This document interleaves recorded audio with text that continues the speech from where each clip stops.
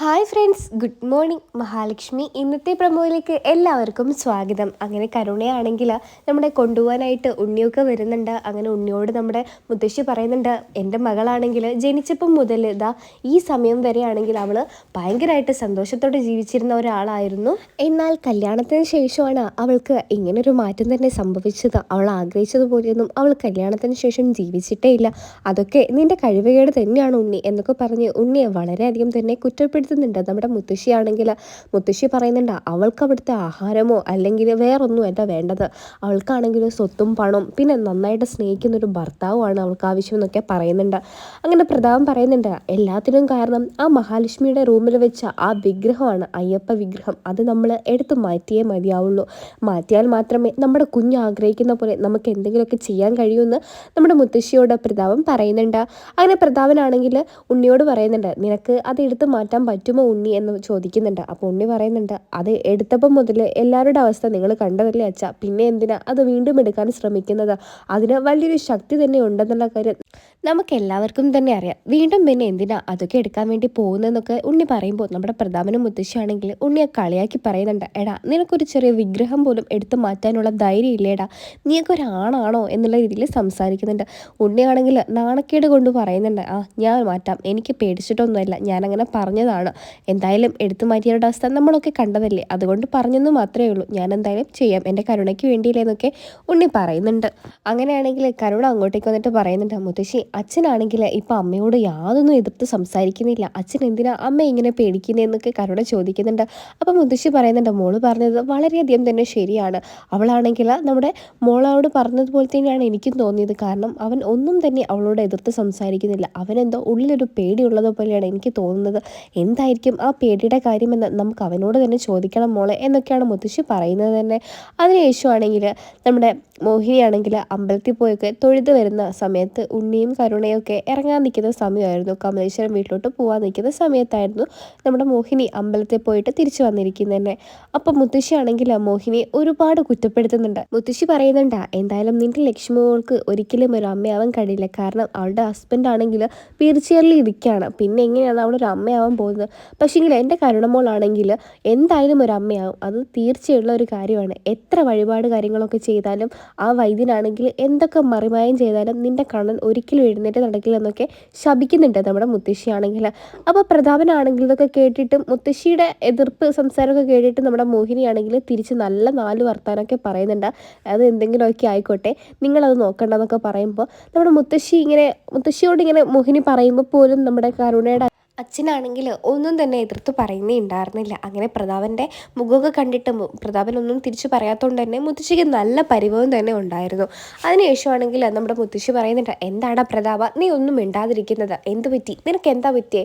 ആ മോഹിനിയോട് നീ ഒന്നും പറഞ്ഞില്ലല്ലോ എന്ന് ചോദിക്കുമ്പോൾ പ്രതാപൻ പറയുന്നുണ്ട്, അമ്മേ അത് പിന്നെ ആ കണ്ണൻ്റെ അച്ഛനെ കൊന്ന കേസിൽ ആ മോഹിനിക്ക് എല്ലാ കാര്യവും നമ്മുടെ മഹാലക്ഷ്മി വഴി എല്ലാം തന്നെ അറിയാം. അതുകൊണ്ടാണ് ഞാൻ ഒന്നും തന്നെ പറയാത്തത്. ഇനി വല്ലതും പറഞ്ഞാൽ ഞാൻ ജയിലിലാവും. കാരണം ഇവളും അവളുടെ മോളും കൂടെ എനിക്ക് വേണ്ടി മൊഴിയൊക്കെ പറഞ്ഞു കൊടുത്താൽ പിന്നെ എൻ്റെ കാര്യം കട്ടപ്പോകുകയാവും അമ്മയെന്നൊക്കെയാണ് പ്രതാപൻ പറയുന്നത് തന്നെ. അതിനുശേഷമാണെങ്കിൽ നമ്മുടെ കരുണ കമലേശ്വരം വീട്ടിലോട്ട് തിരിച്ചെത്തിയ കരുണയാണെങ്കിൽ നമ്മുടെ മോഹിനിയുടെ ഈ ഒരു സ്നേഹത്തിനേക്കാൾ നമ്മുടെ ദുർഗയുടെ സ്നേഹമാണ് കരുണയ്ക്ക് കിട്ടുന്നത് തന്നെ. അങ്ങനെ കരുണയാണെങ്കിൽ മോഹിനിയെ പോലെ തന്നെയാണ് ദുർഗയെ കാണുന്നത്. അങ്ങനെ ദുർഗയാണെങ്കിൽ പെട്ടെന്ന് തന്നെ ചെന്ന് കെട്ടിയൊക്കെ പിടിച്ച് മോളെ സാരമില്ല മോളെ എന്നൊക്കെ പറയുന്നൊക്കെ ഉണ്ട്. അങ്ങനെ കരുണ പറയുന്നുണ്ട്, സാരമില്ല എന്നൊക്കെ അമ്മ എനിക്കറിയാം, പക്ഷേങ്കിൽ ഇവിടെ ഞാൻ വന്നിട്ടുണ്ടെങ്കിൽ ആ മഹാലക്ഷ്മി ഞാൻ നല്ലപോലെ കാണിച്ചു കൊടുക്കും എന്നൊക്കെ പറഞ്ഞ് വെല്ലുവിളിയൊക്കെ നടത്തിയിട്ടാണ് നമ്മുടെ കരുണ അകത്തോട്ട് കയറി വരുന്നത് തന്നെ കമലേശ്വരം വീടിൻ്റെ. അങ്ങനെ കരുണയെ കണ്ടപ്പോൾ തന്നെ നമ്മുടെ കണ്ണനാണെങ്കിൽ നല്ല ദേഷ്യം വരുന്നുണ്ട്. എഴുന്നേറ്റ് രണ്ട് പൊട്ടിക്കണമെന്ന് കണ്ണനുണ്ട്. പക്ഷെങ്കിൽ എഴുന്നേറ്റ കാര്യം ആരെങ്കിലുമൊക്കെ അറിഞ്ഞാൽ അത് വലിയ പ്രശ്നമാവും എന്നുള്ള കാര്യം മനസ്സിലാക്കിയത് കൊണ്ട് തന്നെ കണ്ണനാണെങ്കിൽ അവിടെ ഇരുന്നിട്ട് തന്നെ നല്ല 4 വർത്താനമൊക്കെ പറയുന്നുണ്ട്. കണ്ണനാണെങ്കിൽ അങ്ങനെ കണ്ണൻ പറയുന്നുണ്ട് നമ്മുടെ ഉണ്ണിയോട്, ഇവളെ ആരാ ഇങ്ങോട്ടേക്ക് വിളിച്ചതാ, ഇവളെ ഇവിടെ കയറ്റാൻ പാടില്ലെന്ന് ഞാൻ അന്നേ പറഞ്ഞതല്ലേ, ഇപ്പം തന്നെ ഇവളെ ഇവിടുന്ന് ഇറക്കി വിടണമെന്നൊക്കെ പറയുന്നുണ്ട്. അപ്പോൾ കണ്ണൻ പറയുന്നുണ്ട്, എന്തിനാ ഞങ്ങളെ കൊല്ലാൻ വേണ്ടിയിട്ടാണോ വീണ്ടും വന്നതെന്നൊക്കെ ചോദിക്കുന്നുണ്ട്. അപ്പോൾ നമ്മുടെ കരുണ പറയുന്നുണ്ട്, ഞാൻ ആരെയും കൊന്നിട്ടില്ലല്ലോ, എൻ്റെ കുഞ്ഞിലെ നഷ്ടപ്പെട്ടതാ നിങ്ങളുടെ മഹാലക്ഷ്മി കാരണമാണ് എൻ്റെ കുഞ്ഞ് എനിക്ക് നഷ്ടപ്പെട്ടത്, അതിന് നിങ്ങൾക്ക് എന്തെങ്കിലും പ്രായച്ചിത്തം കഴിയോ ചെയ്യാൻ വേണ്ടിയിട്ടെന്നൊക്കെ കരുണ പറയുമ്പോൾ നമ്മുടെ മഹാലക്ഷ്മി പറയുന്നുണ്ട്, ഞാൻ എന്തിനാ നിൻ്റെ കുഞ്ഞിനെ കൊല്ലാൻ ശ്രമിക്കുന്നത്, നിന്നേക്കാളും സങ്കടം ഉണ്ടെടി എനിക്ക്, കാരണം നീ എൻ്റെ അനുജത്തിയുടെ കുഞ്ഞ് നഷ്ടപ്പെടുമ്പോൾ എനിക്ക് നല്ല സങ്കടം ഉണ്ടെന്നൊക്കെ പറയുന്നുണ്ട്. അപ്പോൾ കരുണ പറയുന്നുണ്ട്, എനിക്ക് നിൻ്റെ അഭിനയമൊന്നും കാണണ്ട മഹാലക്ഷ്മി. നീ ആരുടെ മുമ്പിൽ ഞാൻ അഭിനയിക്കുന്നത്? നിന്നെ കുട്ടിക്കാലം മുതലേ ഞാൻ കാണാൻ ശ്രമിക്കുന്നതാണ്. നിനക്ക് നല്ല സന്തോഷമായി കാണും എനിക്കൊരു കാര്യം കിട്ടാതായപ്പോഴേക്കും. എന്തായാലും നിനക്കൊരു അമ്മയാവാൻ കഴിയില്ലല്ലോ, അതുകൊണ്ട് എനിക്കും അത് കിട്ടാൻ പാടില്ലെന്ന് നീ ആഗ്രഹിച്ചു, അതുകൊണ്ടാണ് ഇങ്ങനെയൊക്കെ വന്നത് എന്നൊക്കെ പറയുന്നുണ്ട് നമ്മുടെ കരുണയാണെങ്കിൽ. നമ്മുടെ മഹാലക്ഷ്മി എന്നിട്ടാണെങ്കിൽ കരുണയുടെ ഈ ഒരു സംസാര രീതിയൊക്കെ കേട്ടിട്ട് പെട്ടെന്ന് തന്നെ കരുണയുടെ ചെവിടടിച്ച് പൊട്ടിക്കുകയാണ് ചെയ്യുന്നത്. എന്താണ് നീ പറഞ്ഞത്? നിൻ്റെ കുഞ്ഞിനെ കൊല്ലാൻ ശ്രമിച്ചത് ഞാനാണെന്നോ? എനിക്കതിൻ്റെ യാതൊരു ആവശ്യമില്ല. കാരണം നീ ആയിട്ടല്ല ഞാൻ മാറിയത്, ഞാൻ മഹാലക്ഷ്മിയാണ്. എനിക്ക് അങ്ങനത്തെ ഒരു സ്വഭാവം ഇല്ലെന്ന് എനിക്ക് നന്നായിട്ടറിയാം. അതൊന്നും നിന്നെ ബോധിപ്പിക്കേണ്ട ആവശ്യം എനിക്ക് ഇല്ലടി എന്നൊക്കെ പറയുന്നുണ്ട്. കൂടുതൽ നീ എൻ്റെ അടുത്ത് ആളാവാൻ വന്നാൽ ഞാൻ ഇങ്ങനെ ആയിരിക്കില്ല സംസാരിക്കുക. നിൻ്റെ അച്ഛനെ പിടിച്ച് ജയിലിൽ അടയ്ക്കാനുള്ള കാര്യങ്ങളൊക്കെ ഇപ്പം എൻ്റെ കയ്യിലുണ്ട്, അതുകൊണ്ട് നീ മര്യാദയ്ക്ക് നിന്നോ എന്നൊക്കെ പറയുന്നുണ്ട്. അങ്ങനെ എന്താണ് എൻ്റെ അച്ഛനെ ജയിലിടാൻ മാത്രമുള്ള കാര്യം നിൻ്റെ കയ്യിലുള്ളത്? നീ പറയടി, അത്രയ്ക്ക് ധൈര്യമുള്ളവളാണെങ്കിൽ എന്നൊക്കെ കരുണ ഇങ്ങനെ പറയുമ്പോൾ നമ്മുടെ മഹാലക്ഷ്മി, കണ്ണൻ്റെ അച്ഛനെ കൊന്നത് നിൻ്റെ അച്ഛനല്ലേടി? ആ കാര്യമൊക്കെ ഞാൻ കണ്ണനോട് പറഞ്ഞാൽ എന്താ ഇവിടെ സംഭവിക്കാൻ പോകുന്നതെന്ന് നിനക്ക് നന്നായിട്ട് അറിയാലോ, അതുകൊണ്ട് കൂടുതലായിട്ട് നീ ഒന്നും പറയണ്ടെന്നൊക്കെ നമ്മുടെ മഹാലക്ഷ്മി പറയുന്നുണ്ട്. അതിനുശേഷമാണെങ്കിൽ സീമന്ത്രി ആണെങ്കിൽ നമ്മുടെ കമലേശ്വരം വീട്ടിൽ എത്തുന്നുണ്ട്. നമ്മുടെ മേഘനാഥനെ ജയിലിൽ ഇറക്കണം എന്നൊക്കെ പറഞ്ഞ് കണ്ണൻ്റെ കാല് പിടിക്കാനായിട്ടാണ് സീമന്ത്രി വന്നത് തന്നെ.